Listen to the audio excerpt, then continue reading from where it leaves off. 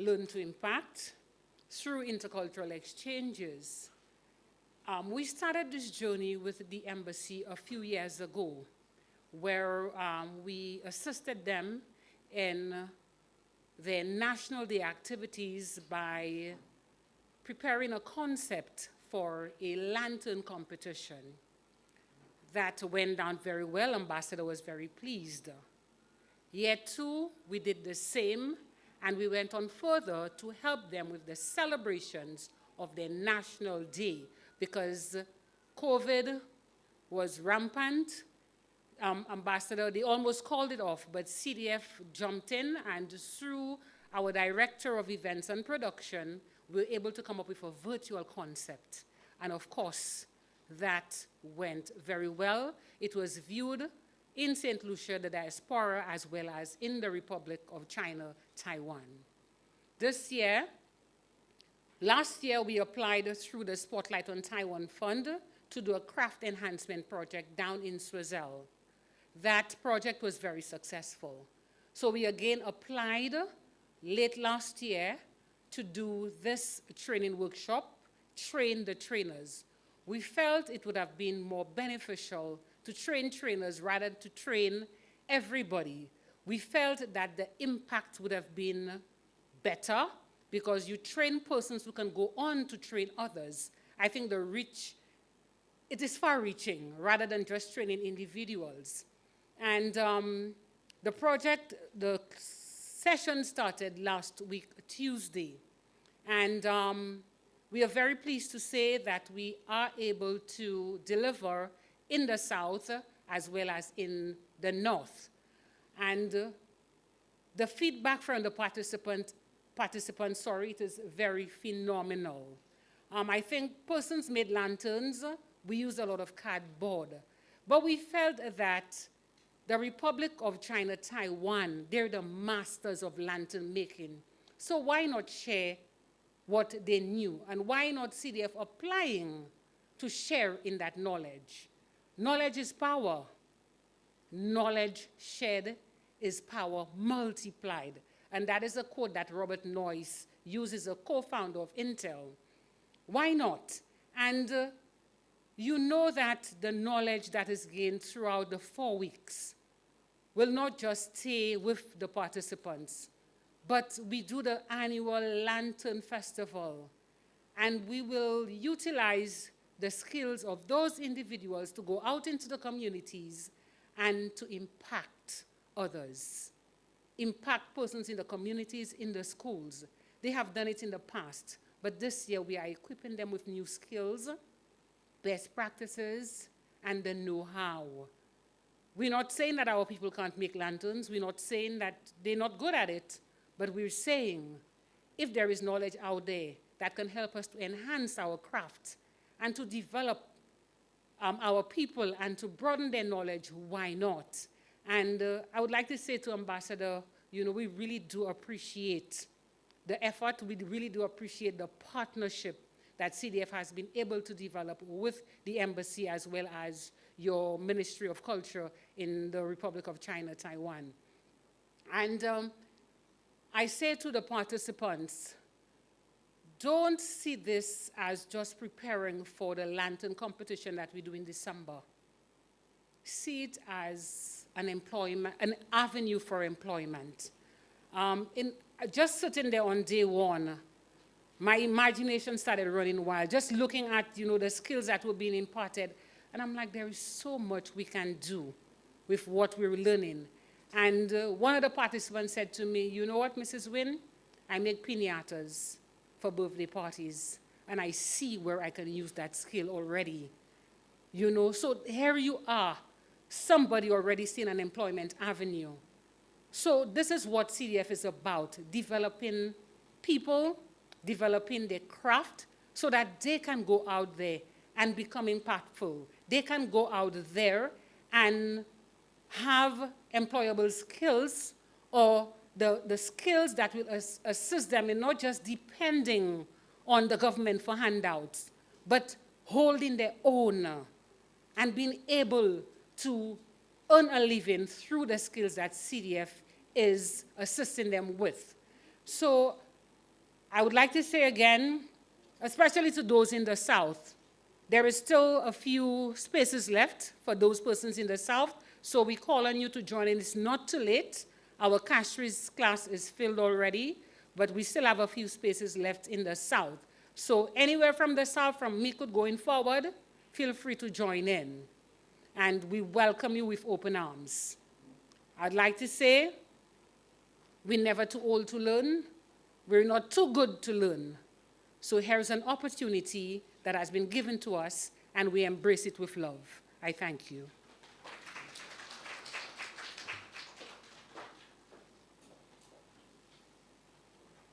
Thank you, Mrs. Wynne. We now move on to a video presentation of the best lantern competition highlights. See, firstly, I want you to understand that the only reason I made it thus far was because I was declared a champion. So you see, because of this, daily I'm motivated by my pride. You could say I'm a lion as I prey on all my weaknesses in this wild life. Because I understood that up here, yeah, I'm in control. See, I'm the king of my own jungle.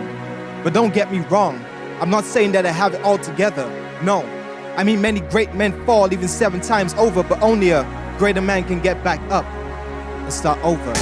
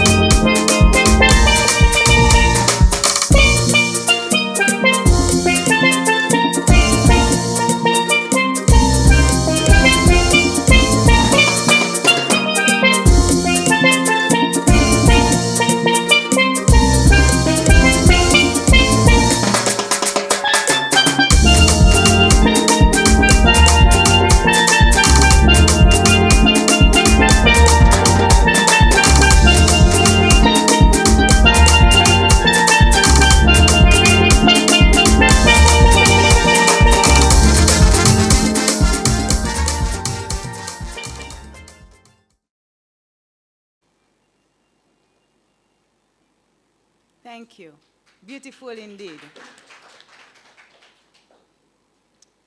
Some remarks from His Excellency Peter Chen, Ambassador of Republic of China, Taiwan, St. Lucia. Mr. St. Lucia.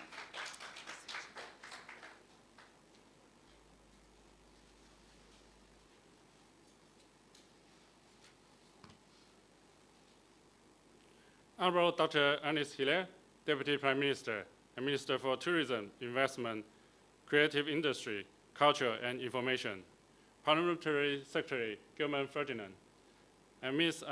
Ramona Henry Wayne, Executive Director of Cultural Development Foundation, all the participants, ladies and gentlemen, good morning. It's really my pleasure to join Honorable Deputy Prime Minister Dr. Hilaire and Honorable Parliament Secretary Ferdinand to attend the launching ceremony of Spotlight Taiwan project, Learn to Impact, bringing forth light through intercultural exchange in the traditions of lantern making today. Since 2020, Taiwan Embassy has partnered with Cultural Development Foundation for 2 years to hold the lantern competition, just as Ms. Ramona Henry Wayne mentioned. And we also implement the Spotlight Taiwan project since last year. And we have seen so many creative and amazing lantern artworks. I think all of us will see from the video clip. There's a lot of beautiful artworks, and which were displayed to showcase the cultural relationship between Taiwan and St. Lucia on our National Day celebration. And we even sent 1 lantern to attend 2022 Taipei Lantern Festival in January. As you may know, both Taiwan and St. Lucia have traditional and historical lantern festival. In the spirit of intercultural exchange and further expand our creative collaboration on lantern making this year, we invite Taiwanese lantern experts to bring in hands-on experience and expertise of the lantern making process to St. Lucia. And thanks to Cultural Development Foundation, we began our 4-week workshop last week. Participants coming from all around the island spend their leisure time to come to Castries and Viewful Center to take virtual lecture from Taiwanese facilitators every Tuesday, Wednesday, Thursday evening. Their spirit of learning and preserving cultural heritage is encouraging. Could we give them a big round of applause? And during this 4-week workshop, Taiwanese facilitator will demonstrate how to create effective lighting and illumination to develop the use of non-traditional and eco-friendly materials, and to guide participants on how to interpret the themes and process of lantern design. At the end of the workshop, all the participants will produce their own lanterns, which involve expertise, craftsmanship, creativity, and diversity from both countries, and showcase in the lantern competition, as well as our National Day. I can't wait to see all those beautiful, complete artworks. Our ultimate goal is that we hope all the participants can pass on knowledges and traditions to more solutions and revitalize the lantern-making traditions island-wide. And just from the inspiring speech from Ms. Wayne, I think this is not only a cultural exchange, this is also an opportunity to increase revenue, increase income of St. Lucia. Lastly, this is the second year that we implemented Spotlight Taiwan project in St. Lucia. I would like to take this occasion to express my sincere appreciation to all the working staff and colleagues in Cultural Development Foundation that realized this cultural exchange. Also, it will not be so successful without the stewardship led by Honorable Deputy Prime Minister Dr. Hilaire. Thank you, Honorable Deputy Prime Minister, for your continued support and all the effort you put to enhance the cultural exchange between our two countries. Artistic creativity is an area both Taiwan and St. Lucia have potential to work with and collaborate on. I wish this Spotlight Taiwan project every success and all the participants an inspiring and fruitful exchange. Thank you.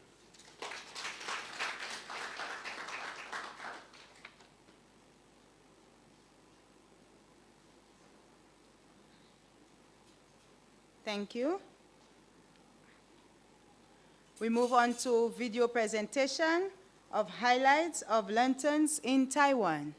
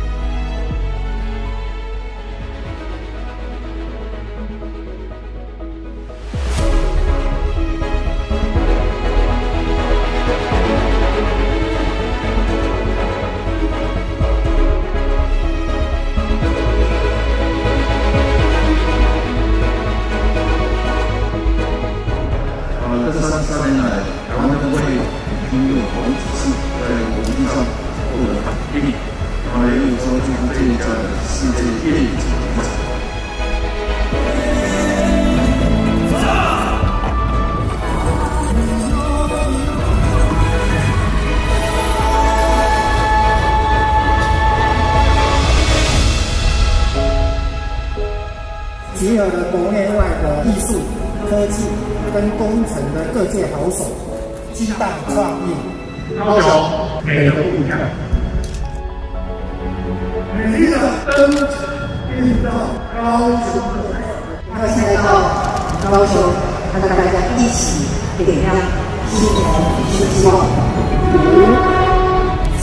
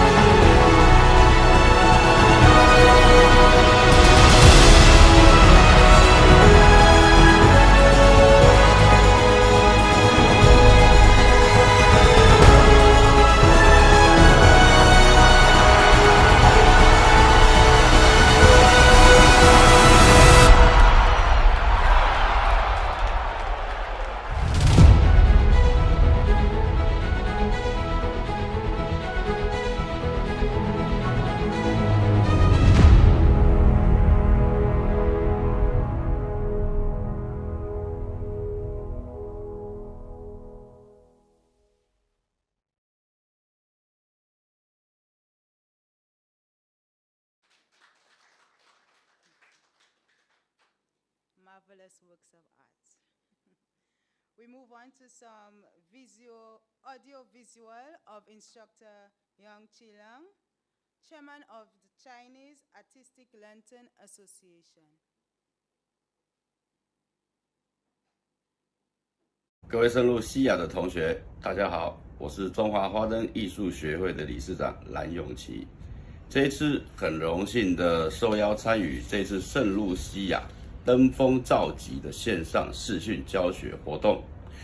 花灯呢，在台湾不仅是个传统的技艺，更是承载着几代人共同的记忆。在农历年过后我们每年都会有无数精彩的作品呈现在大众面前。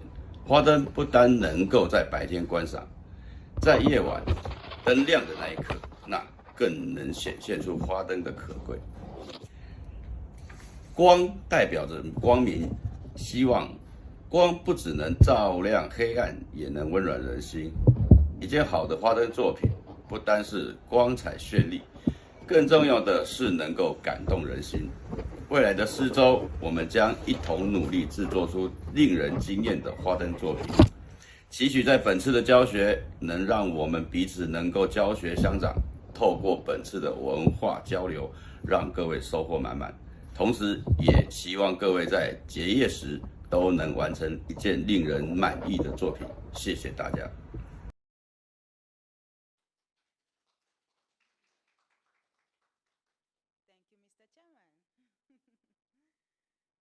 Special presentation now from the Ambassador of Republic of China, Taiwan, to the Cultural Development Foundation.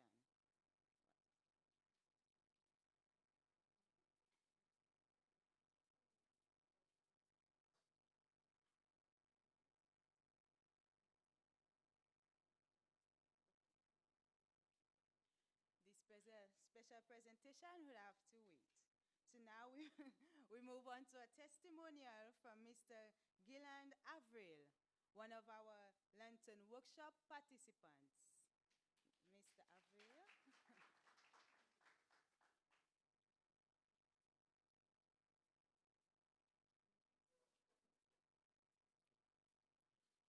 Good morning, everyone. Please permit me to adopt the protocol already established. I'm new to lanterns. This is really my 3rd year taking part in lanterns or lantern building. My background is carnival, the carnival industry. And in 2020, when CDF called me to take part in the lantern competition, I was like, should I not? Because this is really outside of my norm. But I said, you know what? I welcome the challenge. Let me broaden my scope. Let me see what I could actually pass on my knowledge, just see what I could pick up from the lantern competition, because I've always watched it from the outside, especially during the usual festival seasons. But, you know, I was always wondered, how did they do it? How did they not do it? You know, what was the mindset behind it? What was the thinking behind it? So when I heard that there was a theme behind it, where the Taiwanese were actually coming on board to say, you know what, we're going to have this theme to actually showcase our local talent on an international scale, I said, you know what, let me jump to this challenge. And lo and behold, my first year actually won the competition. And then the following year, there was a different theme.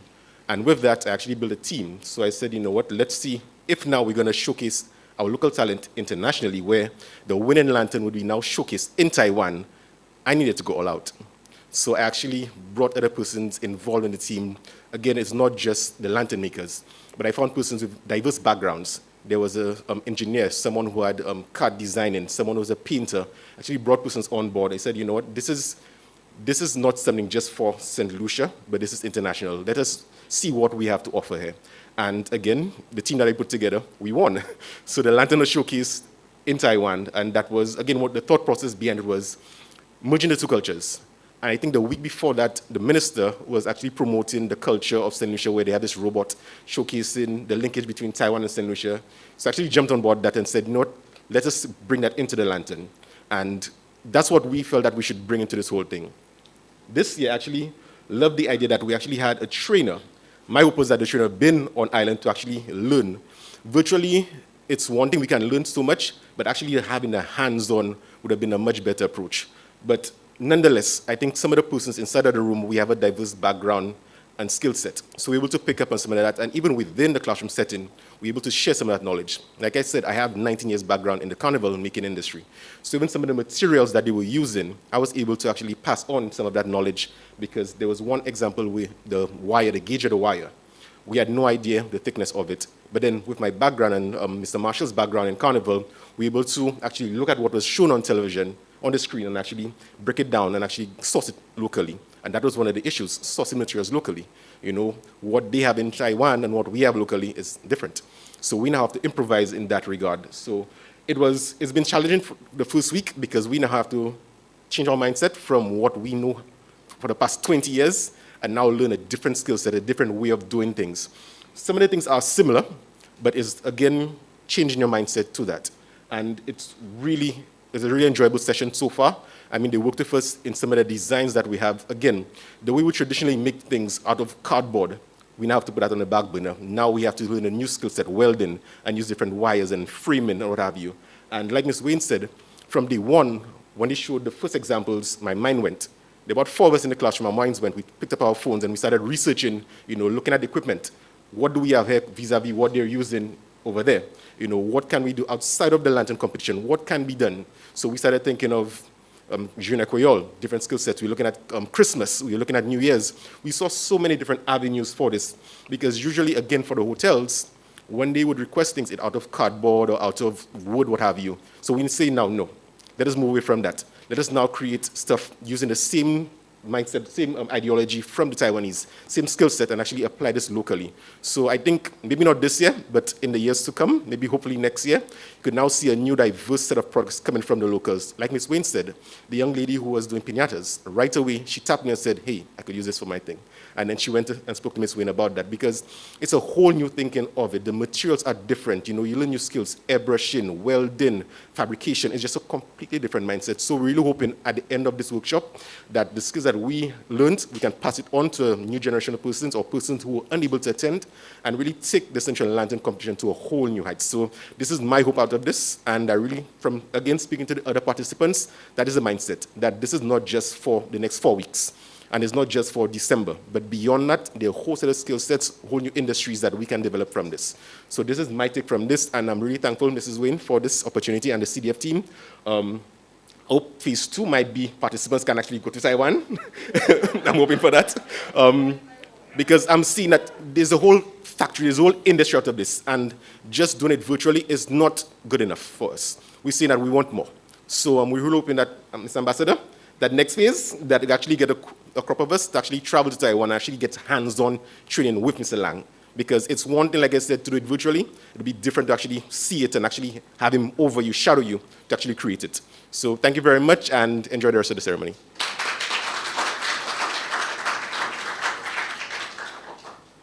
Thank you, Mr. Avril. Now that you've heard his testimony, we should go into the video production of the ongoing Lantern program.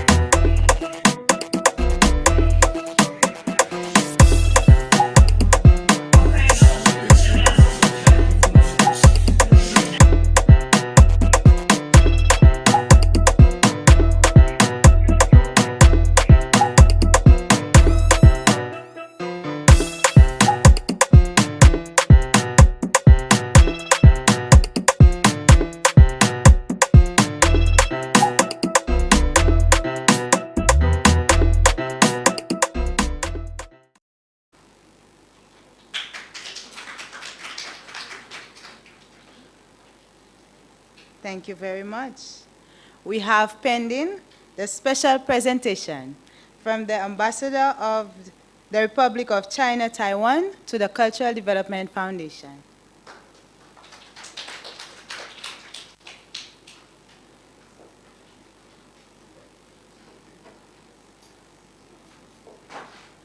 It's a trophy from Taipei City government to show their appreciation to Cultural Development Foundation and also for the government of St. Lucia for sending a lantern to attend the 2022 Lantern Festival in Taipei. I think the artwork from St. Lucia really make the Lantern Festival more colorful and meaningful. So, thank you.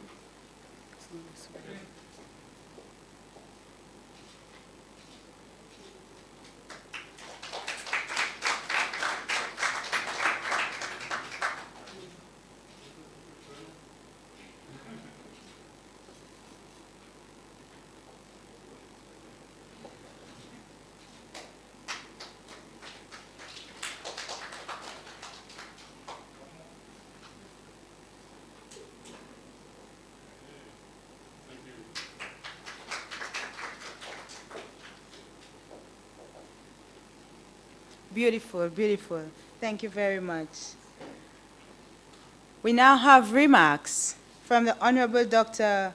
Ernest Hilaire, Minister of Tourism, Investment, Creative Industries, Culture, and Information.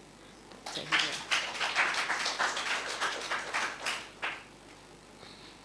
Thank you very much, Mistress of Ceremony, my colleague, Parliamentary Secretary in the Ministry of Tourism, Investment, Creative Industries, Culture, and Information. Even I forget it sometimes. All of them. Ambassador Cheng, Ambassador of the Republic of China, Taiwan, Deputy Permanent Secretary in the Ministry of Culture, other distinguished invitees, Director of CDF, Mrs. Sidoni from Events Company of St. Lucia. Participants, good morning. Now, where do I start? I listened to Avril, I saw the video, and I'm almost tempted to try my hand at making a lantern. But I know it might certainly not make the grid, and it will certainly never reach Taiwan. But I want to, first of all, say to Ambassador to convey the sincere thanks of the government and people of St. Lucia for the continued support and assistance that we do get from the government and people of Taiwan. In so many aspects of our national development, Taiwan has certainly always been there to provide assistance. And Taiwan is a very valuable partner to St. Lucia. And this is not just in terms of giving us support for the big, obvious infrastructural projects, but also the very deep, intrinsic, meaningful programs like this one. They're not grandiose in the sense of financing for the hospital and for other projects. But these projects and those initiatives are so valuable. And when you see in Taiwan what a Lantern Festival is like, it really excites you. And sometimes people ask me about why we're spending so much money on Carnival, on Junior Creole, on Emancipation. And, you know, you want to engage in a debate with them on those issues. But in a very simplistic way, if you unlock the creativity of a people, which is what those initiatives are doing, we become a richer society. We solve our problems better. We achieve more. And I have to say this morning, because this is a whole new dimension we'll be opening up in St. Lucia.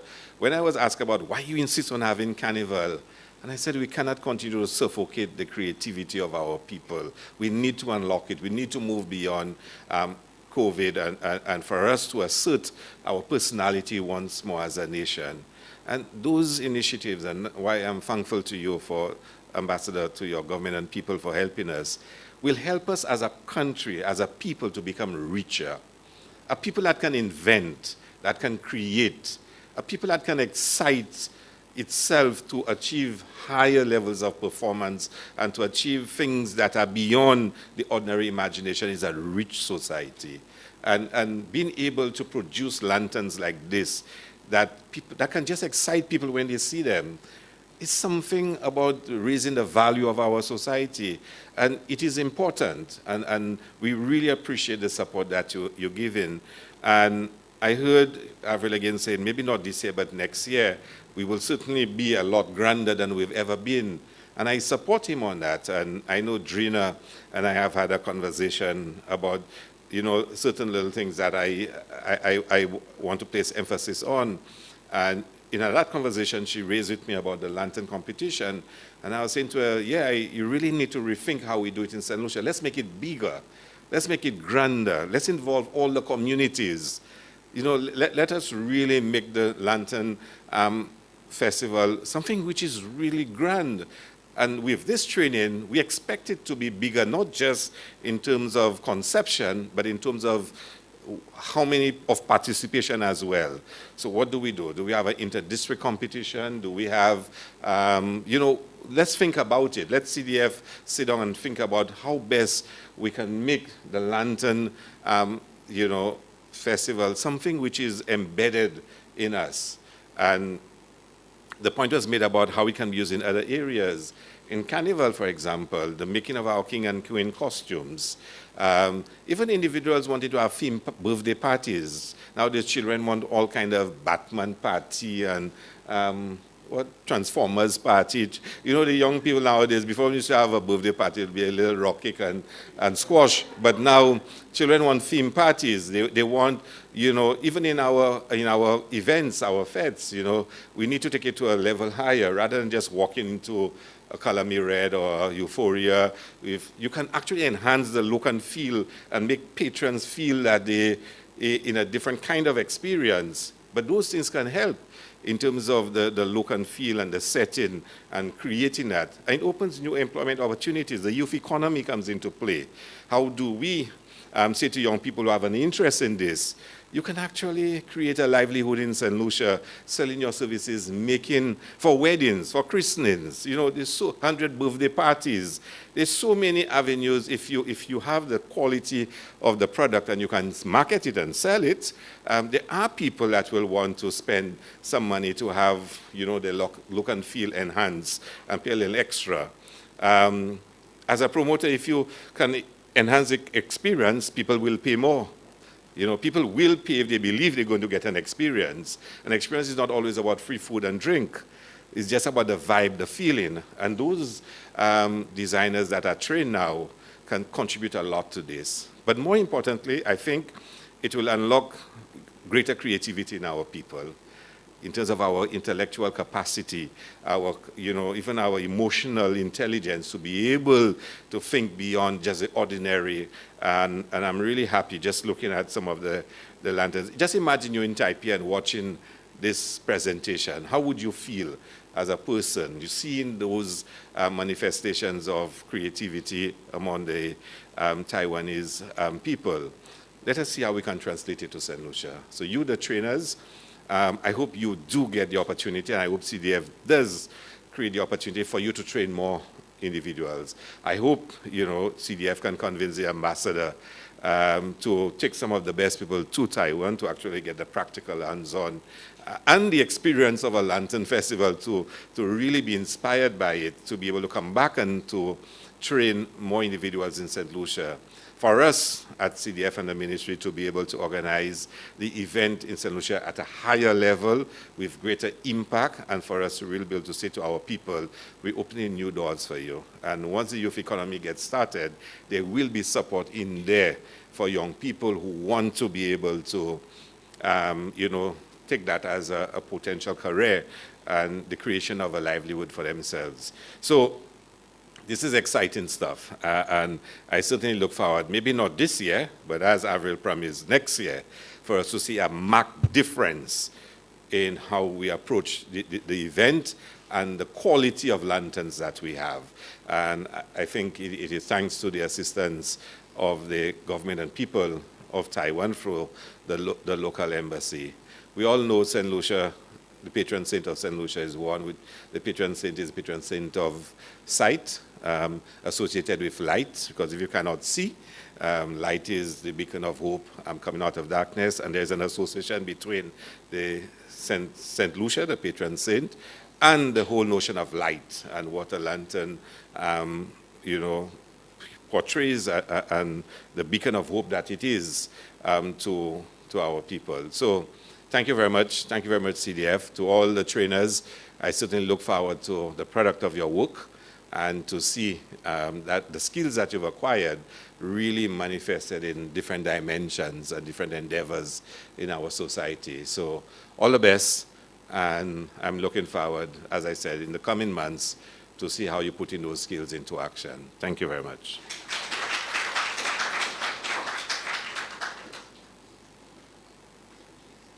Thank you, Honorable Dr. Ernest Hilaire. Ladies and gentlemen, let us once again acknowledge our participants for their dedication and creativity. A round of applause for them, please. Thank you very much. For the vote of thanks, I call on Mrs. Dana Dolor-Japet.